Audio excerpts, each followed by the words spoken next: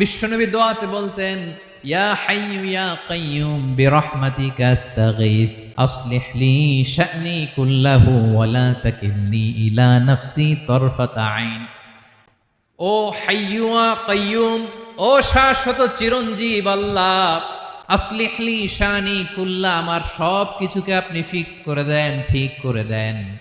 এক পলকের জন্য, এক চোখের পলকের জন্য আমার কোনো কাজ আপনি আমার উপর ছেড়ে দিয়েন না। সব কাজ আমি আপনার কাছে সুপর্দ করে দিলাম। সুবহানাল্লাহ পড়ে। তাহলে দোয়ার সময় বলবেন ইয়া হাইয়্যু ইয়া কাইয়্যুম। পারবেন? বলেন ইয়া হাইয়্যু ইয়া কাইয়্যুম। আল্লাহর এই দুটো নাম ধরে ধরে আল্লাহরে ডাকবেন, তাইলে ওই দোয়া কবুল। পারা যাবে?